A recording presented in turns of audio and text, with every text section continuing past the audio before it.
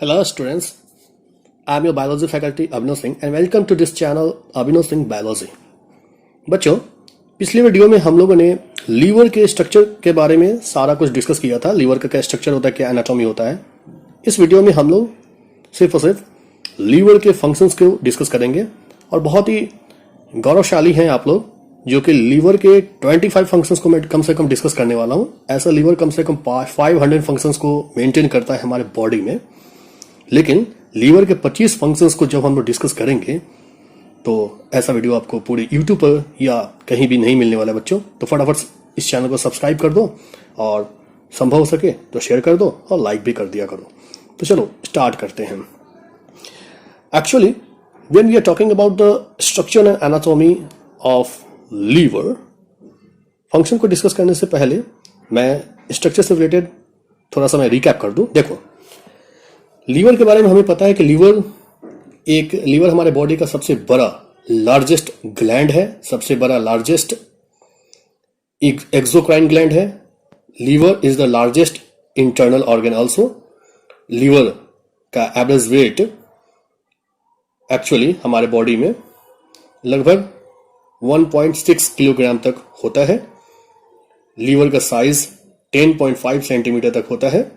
Liver जो कि reddish brown digestive organ है, यह बाइलोब स्ट्रक्चर है। इसमें दो लोब पाए जाते हैं, राइट हिपैटिक लोब और लेफ्ट हिपैटिक लोब, लेकिन इसमें दो और भी लोब नीचे से देखने पर हमें पता चलते हैं। यानी टोटल लीवर में 4 लोब्स हैं। दो और कौन से लोब्स होते हैं? तो क्वाड्रेट और chordate lobes. Right hepatic lobe से राइट हिपैटिक डक्ट निकलता है और लेफ्ट हिपैटिक लोब से लेफ्ट हिपैटिक डक्ट निकलता है, और ये दोनों डक्ट मिलकर कॉमन हिपैटिक डक्ट का निर्माण करते हैं। फिर कॉमन हिपैटिक डक्ट जो है ये गॉल ब्लैडर से निकलने वाला सिस्टिक डक्ट के साथ मिलकर यह कॉमन बाइल डक्ट का निर्माण करता है। फिर कॉमन बाइल डक्ट फिर आगे पैंक्रियाटिक डक्ट के साथ मिलकर ये हिपैटो पैंक्रियाटिक डक्ट का निर्माण करते हैं, जो कि आगे एक स्वेल्ड स्ट्रक्चर एम्पुला में खुलता है जिसे एम्पुल ऑफ वाटर कहते हैं। फिर वह आगे एक स्पिंक्टर ऑफ ऑडी की मदद से फिर वह डियोडेनम में खुलता है, और इस तरह से डियोडेनम पार्ट में लीवर से बाइल जूस भी आता है और पैंक्रिया से पैंक्रियाटिक जूस भी आता है। ठीक है, तो ये सब कुछ हमने एक्चुअली पढ़ रखा है। हमने फिर जाना था कि जो लीवर है, liver is actually endodermal in origin. Liver जो होता है ये हमारे बॉडी में इंडोडर्मल ओरिजिन का होता है। इंडोडर्मल क्योंकि हम लोग जानते हैं कि हम ह्यूमंस जो हैं ये मैमल्स हैं, और मैमल्स जो होते हैं वो ट्रिप्लोब्लास्टिक एनिमल्स हैं। ट्रिप्लोब्लास्टिक एनिमल्स का मतलब हम लोग का बॉडी 3 जर्म लेयर से फॉर्म हुआ है, जिसमें से अंदर के लेयर से ही लीवर ऑर्गन का फॉर्मेशन होता है। ठीक है, यह जो लीवर है ये पूरे डेली जो है कम से कम 1.2 लीटर बाइल जूस का सिक्रेशन करता है। ठीक है, ये सब कुछ हमने पढ़ रखा है। हमने जाना था कि लीवर में कई सारे लोब्यूल्स पाए जाते हैं जिन्हें हिपैटिक लोब्यूल्स कहा जाता है। हिपैटिक लोब्यूल्स का जो सेंट्रल पार्ट होता है वहां पर सेंट्रल वेन होता है, और ये हिपैटिक लोब्यूल्स हेक्सागोनल होते हैं जिनके चारों तरफ से जो है एक कोलेजन फाइबर का एक फाइबरस लेयर पाया जाता है जिसे ग्लिसन्स कैप्सूल कहते हैं। और ग्लिसन्स कैप्सूल के जंक्शंस पर वहां पर पोर्टल ट्राइड पाया जाता है। पोर्टल ट्राइड यानी वहां पर hepatic artery, hepatic portal vein और बाइल डक्ट का वहां पर जंक्शन होता है, कनेक्शन होता है एक्चुअली। फिर हमने जाना था कि ये जो हिपैटोसाइट्स अंदर में जो पाए जाते हैं, यानी हिपैटिक लोब्यूल्स के अंदर में जो हिपैटोसाइट्स पाए जाते हैं, लीवर के जो सेल्स पाए जाते हैं, उनमें भी आपस में उन सेल्स के बीच में आपस में जो गैप होता है उसे बाइल कैनालिकुली या हिपैटिक कैनालिकुली या सिंपली कैनालिकुली कहा जाता है। और फिर हमने जाना था कि उन सेल्स के अंदर में जो कैविटी होता है उन्हें साइनोसॉइड्स कहते हैं, और साइनोसॉइड्स के चारों तरफ से भी कफर सेल्स पाए जाते हैं जो फैगोसाइटिक नेचर के होते हैं, मैक्रोफेजेस होते हैं यहाँ पर, जो कि हमारे जो जर्म्स हैं, पैथोजेंस हैं या जो भी इन्फेक्टेंट्स हैं उनको डिटॉक्सिफाई करने का काम करता है। ठीक है, फिर हमने जाना था कि ये जो हिपैटोसाइट्स होते हैं, ये जो लीवर के सेल्स होते हैं, ये एक्चुअली चेन्स में अरेंज होते हैं, प्लेट्स में अरेंज होते हैं, जिस अरेंजमेंट को हिपैटिक कॉर्ड कहा जाता है। और इस तरह से हमने ये जनरल स्ट्रक्चर एक्चुअली हम लोग ये सब डिस्कस कर दिया था हमने। ठीक है, अब इस वीडियो को हम लोग स्टार्ट करते हैं और यहाँ पर हम जानेंगे कि लीवर करता क्या है। देखो, अब लीवर का सबसे पहला फंक्शन क्या है? हम लोग एक्चुअली इस वीडियो में एटलीस्ट 25 फंक्शंस को डिस्कस कर रहे हैं। The first function of liver is bile production and secretion. देखो लीवर का सबसे पहला काम क्या है कि यह चूंकि एक एक्सोक्राइन ग्लैंड है तो इससे क्या सिक्रेट होता है, बाइल जूस सिक्रेट होता है। और हमें पता है कि बाइल जूस जो है इसका पीएच वैल्यू 7.7 से 8.6 के बीच होता है, जिससे तय होता है कि एक अल्कलाइन फ्लूइड है। यह पेल येलोविश अल्कलाइन फ्लूइड होता है बाइल। यह जो बाइल है यह इसका जो प्रोडक्शन होता है यह भी लीवर में ही होता है, और प्रोडक्शन के बाद इसका सिक्रीशन भी होता है। इसका सिक्रीशन कहाँ होता है, तो इसका सिक्रीशन स्मॉल इंटेस्टाइन के फर्स्ट और स्मॉलेस्ट पार्ट डियोडेनम में होता है। क्यों वहां पर सिक्रीट होता है, तो वहां सिक्रीट होने से दो फायदा है।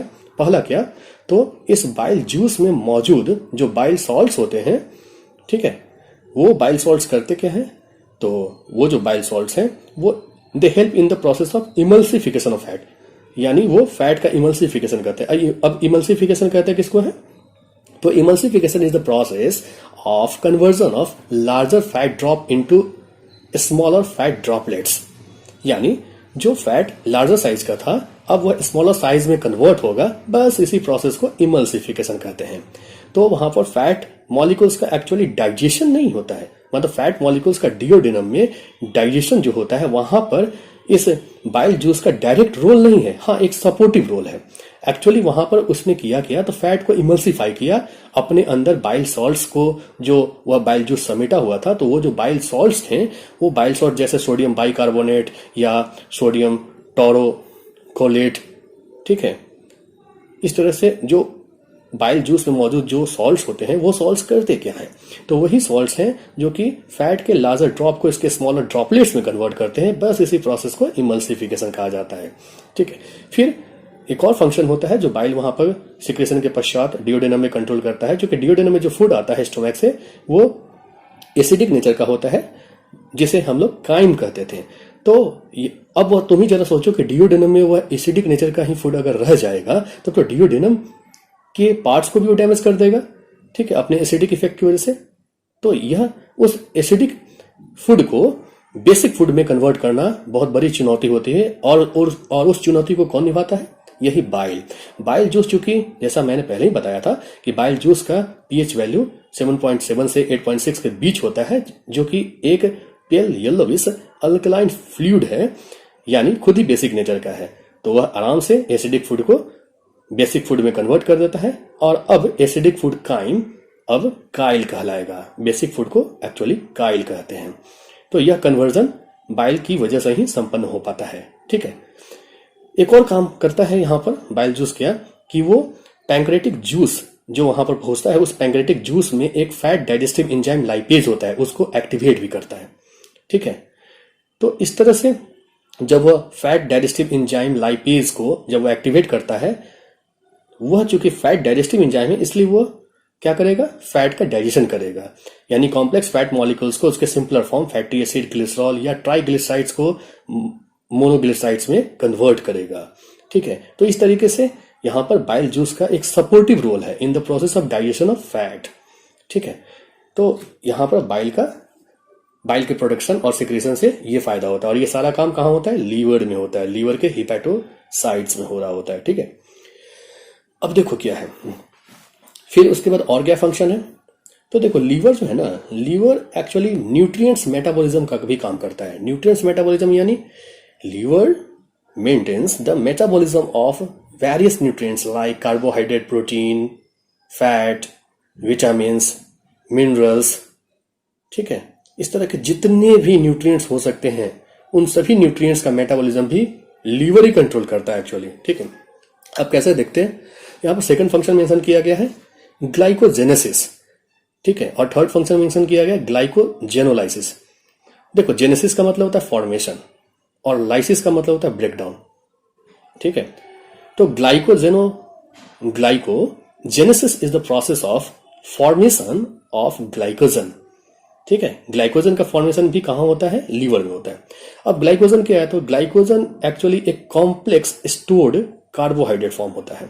हमारे बॉडी में जो कार्बोहाइड्रेट स्टोर्ड होता है उस स्टोर्ड कार्बोहाइड्रेट को हम लोग ग्लाइकोजन कहते हैं। जैसे प्लांट्स में स्टोर्ड कार्बोहाइड्रेट को स्टार्च कहा जाता है ना, उसी तरह से हमारे बॉडी में एनिमल बॉडी में, ह्यूमन बॉडी में जो स्टोर्ड कार्बोहाइड्रेट होता है उसे ग्लाइकोजन कहते हैं। और यह ग्लाइकोजन कई सारे ग्लूकोज मॉलिक्यूल्स के आपस में जुड़ने के पश्चात बनता है। तो इस तरह से ग्लाइकोजन के फॉर्मेशन भी कहाँ होता है? लीवर में ही होता है, लीवर के हिपैटोसाइट्स में हो रहा होता है। ठीक है, फिर इसी तरह से हम देखेंगे अब ग्लाइकोजेनोलाइसिस। ग्लाइकोजेनोलाइसिस का मतलब क्या? कि ग्लाइकोजन का टूटना।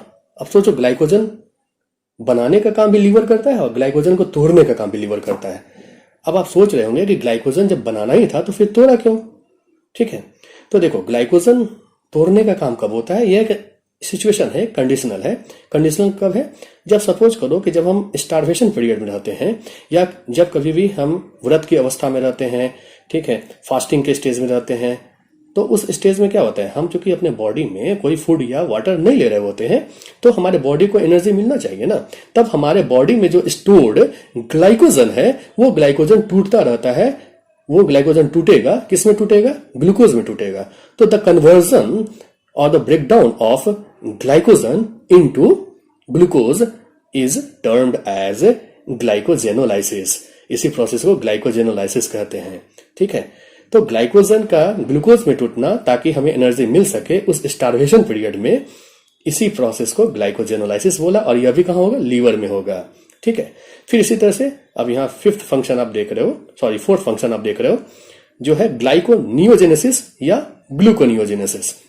अब देखो, पहले ही बोला था, जेनेसिस का मतलब फॉर्मेशन, नियो का मतलब नए तरीके से। ठीक है, अब देखो, नए तरीके से किसका फॉर्मेशन? ग्लाइको या ग्लूको का। ग्लूको मतलब ग्लूकोज। इसका मतलब है कि यहां पर ग्लूकोज का फॉर्मेशन होगा, लेकिन नॉन कार्बोहाइड्रेट कंपाउंड से। इसी प्रोसेस को बोलेंगे ग्लाइकोनियोजेनेसिस या gluconeogenesis. It means the glyconeogenesis और gluconeogenesis is the process of formation of glucose molecules from non carbohydrate compounds like amino acids और फैटी एसिड्स। यानी अब कभी सोचो तुम जरा, तुम्हारे बॉडी में, हमारे बॉडी में सपोज करो कि ग्लूकोज भी सफिशिएंट अमाउंट में नहीं है, तो ग्लाइकोजन का हम यूज कर रहे थे। अब ग्लाइकोजन भी मान लो कि खत्म हो गया, तो क्या हमें एनर्जी चाहिए ना। तब एनर्जी हमें कहां से मिलेगा? तब एनर्जी हमारे जो प्रोटीन और फैट्स हैं उनसे मिलेगा। कैसे मिलेगा? तो प्रोटीन के अंदर जो एमिनो एसिड है या फैट के अंदर जो फैटी एसिड है वो टूटेगा, और वो टूटकर या फिर नए तरीके से वो कन्वर्ट होगा। और किसमें कन्वर्ट होगा? यानी वो किसका फॉर्मेशन करेगा? वो ग्लूकोज का फॉर्मेशन करेगा। अब कैसे करेगा उस चर्चा में हम लोग नहीं जाएंगे, लेकिन सिंपल सा समझो कि जब वह फैटी एसिड या एमिनो एसिड जो कि नॉन कार्बोहाइड्रेट कंपाउंड है, और जब वह ग्लूकोज का फॉर्मेशन करेगा, जिससे हमें उस इमरजेंसी सिचुएशन में एनर्जी मिलेगा, क्योंकि हमारा एनर्जी का नीड वहां फुलफिल होगा, इसी प्रोसेस को क्या बोलते हैं? ग्लाइकोनियोजेनेसिस या ग्लूकोनियोजेनेसिस। ठीक है, फिर इसके बाद अगर हम आगे बात करें, फिफ्थ फंक्शन को देखते हैं। Fifth function is related to lipid और फैट मेटाबॉलिज्म। ठीक है, अब हमारे बॉडी में जो फैट है, ठीक है, उस फैट का टूटना कहलाएगा लिपोलाइसिस, और फैट का, न्यू फैट मॉलिक्यूल्स का बनना लिपोजेनेसिस कहलाएगा। देखो, हमारे बॉडी में कोलेस्ट्रॉल है, अल्कोहल है, इनका भी फॉर्मेशन होता रहता है। ठीक है, तो कोलेस्ट्रॉल का जो फॉर्मेशन होता है, यह किसके अंदर आएगा? ये आएगा लिपोजेनेसिस। लाइपोजेनेसिस का मतलब हो गया formation of lipid molecules, formation of fat molecules. ठीक है, तो हमारे बॉडी में कई तरह के जो फैट मॉलिक्यूल्स हैं, ठीक है, उनका फॉर्मेशन होता रहता है, या हमारे बॉडी में फैट स्टोर भी होता रहता है। ठीक है, तो यह लिपोजेनेसिस के अंतर्गत आएगा। और लिपोलाइसिस का मतलब हो गया जो स्टोर्ड फैट है, अब उसका भी ब्रेकडाउन होगा। उसी सिचुएशन को ध्यान में रखो, जब हम स्टारवेशन पीरियड में थे, व्रत कर रहे थे, फास्टिंग स्टेज में थे, उस समय जो स्टोर्ड फैट है उससे भी वो भी टूट कर एनर्जी देने का काम करेगा, और इस प्रोसेस को बोलेंगे लाइपोलाइसिस। ठीक है, तो इस तरह से ये जो लाइपोलाइसिस है या लाइपोजेनेसिस है, जेनेसिस का मतलब लिपिड का फॉर्मेशन, फैट का फॉर्मेशन, और लाइपोलाइसिस का मतलब फैट का ब्रेकडाउन। ठीक है, यह दोनों काम कहां होगा? लीवर में ही होगा। ठीक है, अब आगे के जो आप यहाँ पर फंक्शंस देख रहे हैं, यानी जिसमें है ट्रांस एमिनेशन, एंजाइम फॉर्मेशन या डी एमिनेशन, यूरिया फॉर्मेशन, ये सब किससे रिलेटेड है? These are related to protein metabolism. हमारे बॉडी में जो प्रोटीन्स हैं वो उनके मेटाबॉलिज्म को भी कंट्रोल करता है ये लीवर। बड़ा ही कमाल का ऑर्गन है। ठीक है, अब देखते हैं कैसे।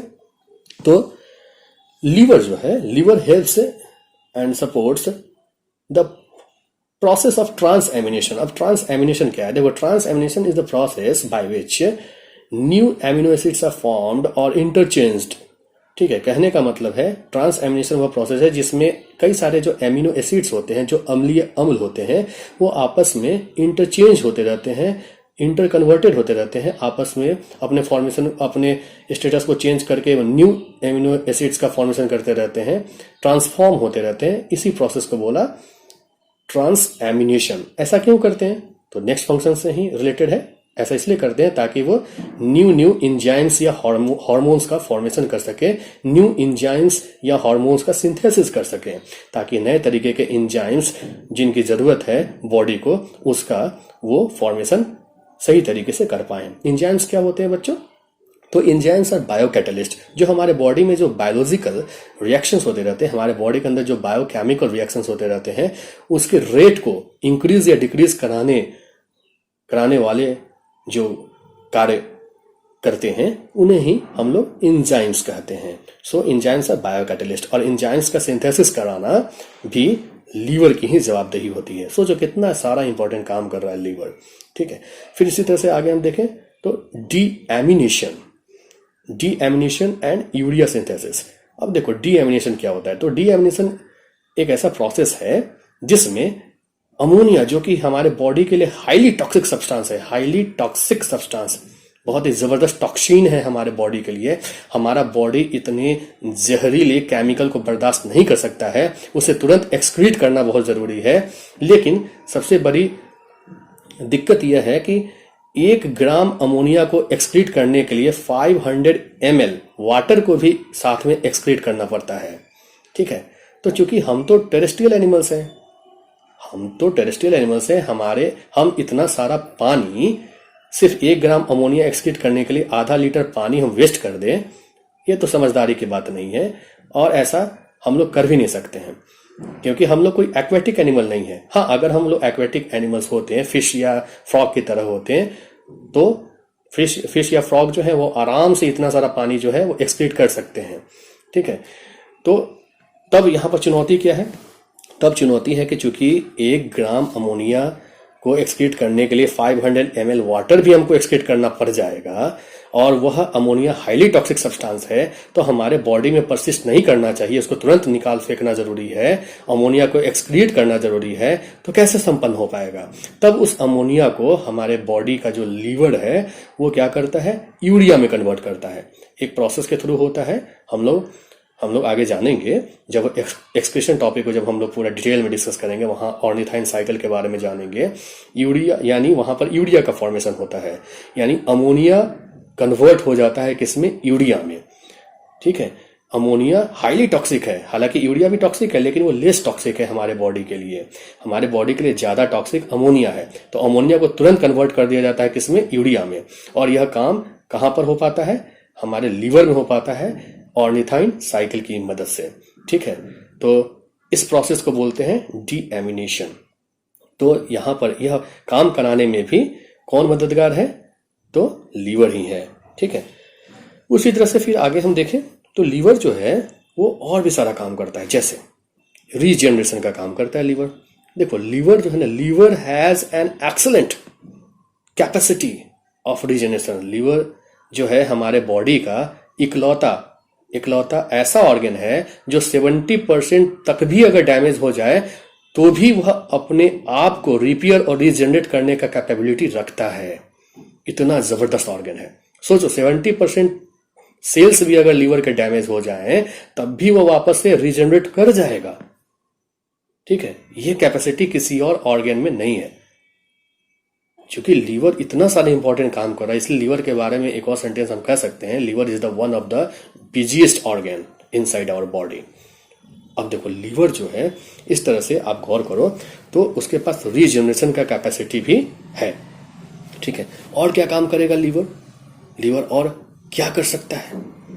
तो liver also helps in the synthesis of various biomolecules. कई सारे बायोमोलिकुल्स हैं, उनका भी सिंथेसिस करेगा, अभी हम लोग थोड़ी देर में जानेंगे। यहां तक में आपको कोई परेशानी अभी नहीं होगी। बच्चों, लीवर का एक बहुत ही इंपॉर्टेंट फंक्शन ज़ेनोबायोटिक्स या फिर डिटॉक्सिफिकेशन का भी होता है। अब देखो, liver helps in the detoxification of various metabolites. Metabolites का मतलब क्या है बच्चों? तो देखो, मेटाबोलाइट्स का मतलब है जो हमारे बॉडी के अंदर जो भी बायोकेमिकल प्रोसेस होता है जिसे मेटाबॉलिज्म कहते हैं। इस मेटाबॉलिज्म के अंतर्गत कई कंस्ट्रक्टिव प्रोसेसेस हो रहे होते हैं जिन्हें एनाबॉलिज्म कहते हैं, और कई डिस्ट्रक्टिव प्रोसेसेस हो रहे होते हैं जिन्हें कैटाबॉलिज्म कहते हैं। तो उन सारे मेटाबॉलिक एक्टिविटीज के दौरान जो न्यू सब्सटेंसेस का फॉर्मेशन होता है उन्हें मेटाबोलाइट्स कहते हैं। और वो मेटाबोलाइट्स यूजफुल भी होते हैं, हार्मफुल भी होते हैं कुछ। तो जो हार्मफुल होते हैं उनको इलिमिनेट करना, यह भी जवाबदेही कौन निभाता है? यही लीवर निभाता है। अब देखो, इसलिए कहा liver helps in the detoxification of metabolites. ठीक है, आप जानते हो कि जो लीवर के अंदर जो लीवर सेल्स होते हैं वहां पर साइनोसॉइड्स के चारों तरफ कफर सेल्स पाए जाते हैं। और जो कफर सेल्स होते हैं वो फैगोसिटिक नेचर के होते हैं। वो असल में उनके पास मैक्रोफेजेस होते हैं, यानी उनमें चूंकि मोनोसाइट्स प्रेजेंट होते हैं, जिसकी मदद से वो क्या कर रहे होते हैं, जिसकी मदद से वो जो भी जर्म्स हैं, पैथोजेंस हैं, उनको किल करने में, उनको आराम से वो किल कर सकते हैं या इनगल्फ कर सकते हैं। जो भी फॉरेन पार्टिकल्स हैं उनको इजीली वो इनगल्फ कर सकते हैं। और इस तरीके से हमारे लीवर में जो भी न्यूट्रिएंट्स आया है हेपेटिक पोर्टल वेन के थ्रू, जो भी न्यूट्रिएंट्स आया है, तो उन सारे न्यूट्रिएंट्स के अंदर जो भी टॉक्सिन्स हैं उन टॉक्सिन्स को डिटॉक्सिफाई करने की जवाबदेही इस तरह से लीवर निभाता है। ठीक है, फिर इसी तरह से अगर हम बात करें तो लीवर और क्या करता है? तो देखो, liver is also an accessory excretory organ. Liver is behaving as an excretory organ. Liver excretion में भी हेल्प करता है। एक्सक्रीशन का मतलब क्या होता है बच्चों? Excretion is the process by which the removal of metabolic wastage take place. Excretion वह प्रोसेस है जिसके द्वारा हमारे बॉडी के अंदर जो भी मेटाबॉलिक वेस्टेज हैं वो निकाले जाते हैं, वो रिमूव किए जाते हैं, क्योंकि वो टॉक्सिक सब्सटेंसेज होते हैं, वो वेस्टेज होते हैं। तो इसी दौरान यहाँ लीवर भी एक्सक्रीशन में सपोर्ट करता है। जैसे मान लो कभी हम लोग बहुत ज्यादा वाइन लेते हैं, अल्कोहल लेते हैं, ड्रग्स लेते हैं, ठीक है, तो वो जो शराबी है जो कि उतना ज्यादा अल्कोहल्स ले रहा है या ड्रग्स ले रहा है, तो वो तो असल में टॉक्सिन्स है ना, वो तो टॉक्सिक सब्सटेंस है ना, वो हमारे बॉडी में जाएगा तो और भी ज्यादा पॉइजनस होता जाएगा। तो कुछ हद तक लीवर इसमें मदद करता है, उसके टॉक्सिसिटी को, उसके टॉक्सिन्स को, उसके हार्मफुल सब्सटेंस को वो इलिमिनेट करने का काम करता है, रिमूव करने का काम करता है। ठीक है, तो इस तरीके से लीवर वहां पर बहुत ही इंपॉर्टेंट रोल प्ले कर रहा होता है in the process of excretion and detoxification. ठीक है, लीवर कई और भी सारे वेस्टेज को रिमूव करता है, जैसे बाइल पिगमेंट्स ही हैं, बिलीरुबिन है, बिलीवर्डिन है, उनको भी एक्सक्रीट करता है। ठीक है, लीवर और क्या करता है? तो देखो, liver helps in the destruction of RBCs. जो रेड ब्लड सेल्स हैं उनका डिस्ट्रक्शन भी करता है लीवर ही। ठीक है, आरबीसी जिन्हें इरिथ्रोसाइट्स भी कहते हैं या रेड ब्लड कॉर्पसेस भी कहते हैं, ये बहुत इंपॉर्टेंट कंपोनेंट्स होते हैं ब्लड के अंदर, क्योंकि इनके पास हीमोग्लोबिन होता है। ठीक है, और वो जो हीमोग्लोबिन है acts as an oxygen carrier, वो ऑक्सीजन को कैरी करता है, ऑक्सीजन सप्लाई करता है हमारे पूरे बॉडी पार्ट्स में। ठीक है, तो बहुत ही इंपॉर्टेंट हो गया ना आरबीसी। लेकिन जो ओल्ड आरबीसीज हैं उनको डिस्ट्रक्ट करने का काम, उनका डिस्ट्रक्शन भी कहाँ होता है? लीवर में होता है। देखो, हमारे बॉडी में 2 ऑर्गन ऐसे हैं जहां पर आरबीसी का डिस्ट्रक्शन होता है। पहला है लीवर और दूसरा है स्प्लीन। स्प्लीन को तो हम लोग ग्रेवयार्ड ऑफ ब्लड सेल्स भी कहते हैं, यानी हमारे जो ब्लड सेल्स हैं उनका वो समझो कि कब्रिस्तान है। ठीक है, लेकिन चूंकि हमारा टॉपिक अभी लीवर है इसलिए हम लोग लीवर पर ही फोकस कर रहे हैं। तो लीवर में भी आरबीसी का, ओल्ड आरबीसी का डिस्ट्रक्शन होता है। ठीक है, फिर आरबीसी के डिस्ट्रक्शन के पश्चात यहां पर नेक्स्ट फंक्शन आप देख रहे हो क्या? तो synthesis and excretion of bile pigments. हमारे बॉडी में बाइल पिगमेंट्स का भी सिंथेसिस, लीवर में बाइल पिगमेंट्स का सिंथेसिस भी कौन करता है? लीवर ही करता है। अब ये बाइल पिगमेंट्स है, मेनली 2 बाइल पिगमेंट्स तो आपको जानना चाहिए।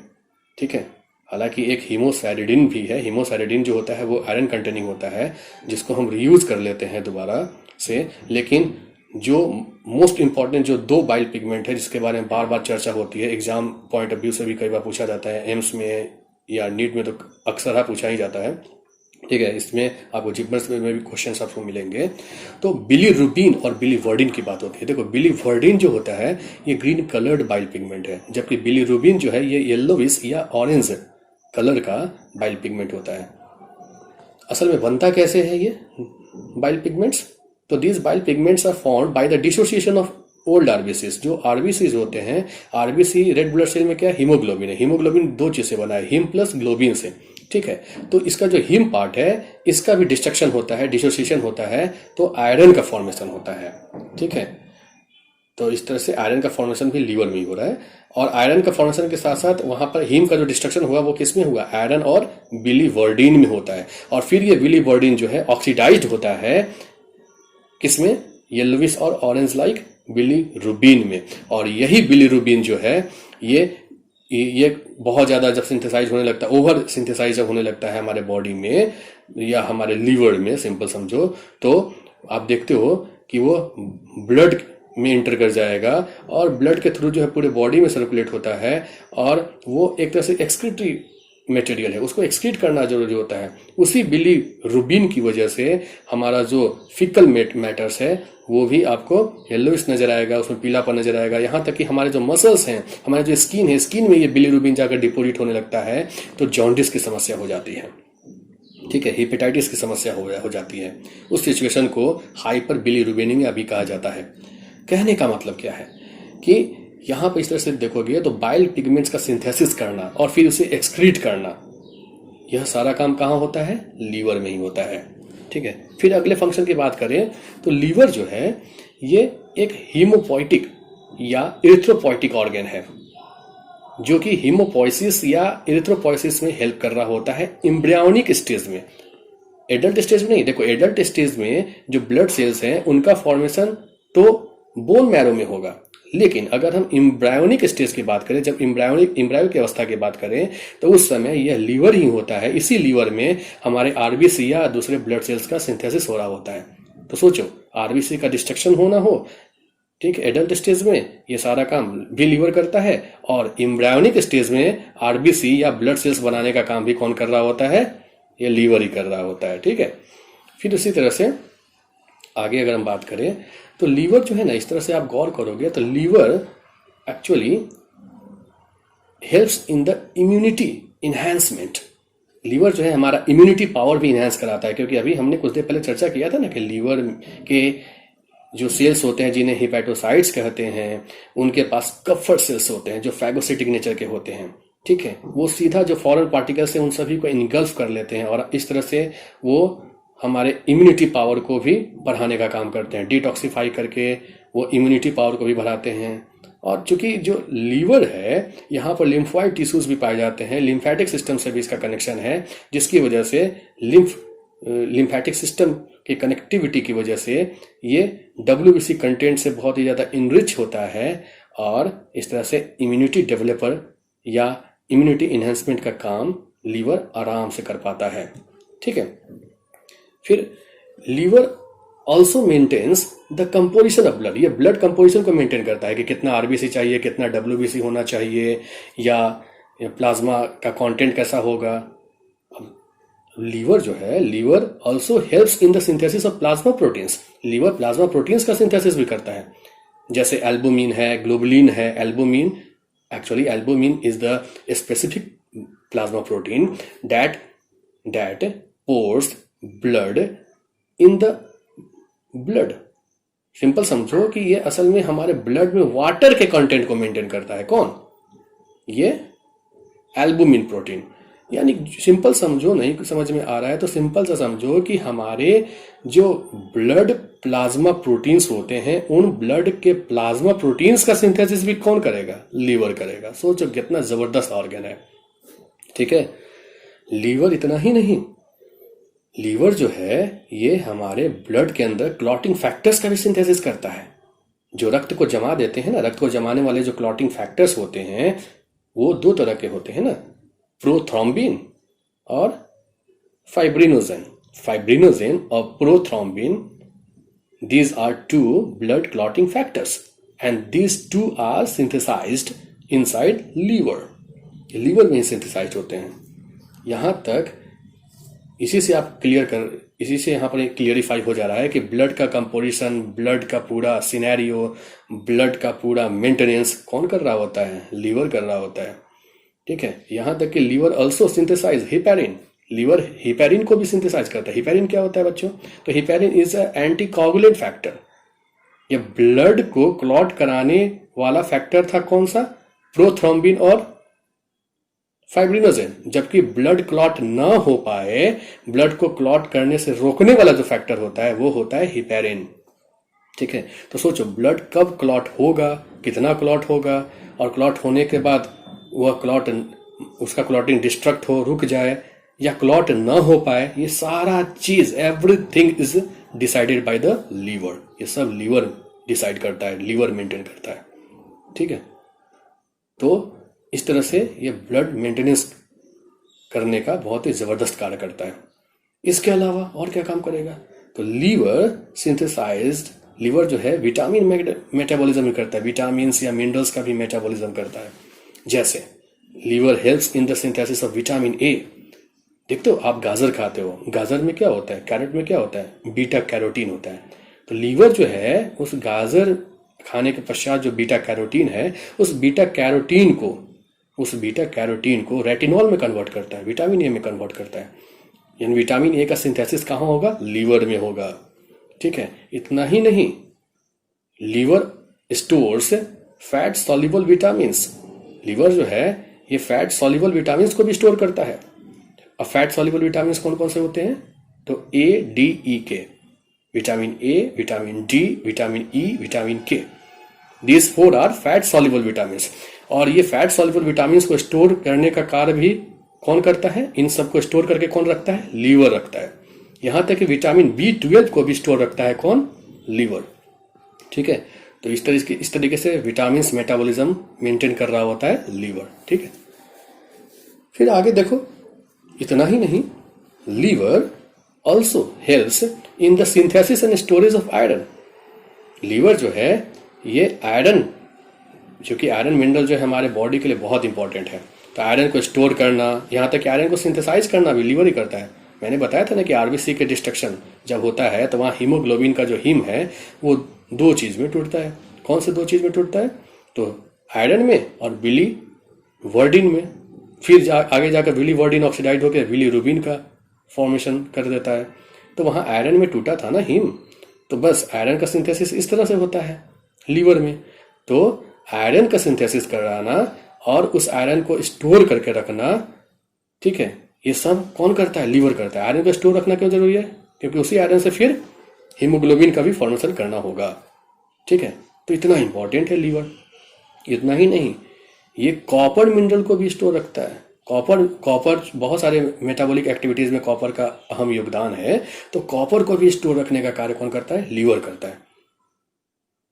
और यहां पर एक और फंक्शन आप देख रहे हो, liver helps in the clearance of various hormones. कई सारे हार्मोन्स ऐसे हैं जिनको क्लियर करने का काम करता है, उनका क्लियरेंस करता है। ठीक है, उनको साफ करता है कौन? लीवर।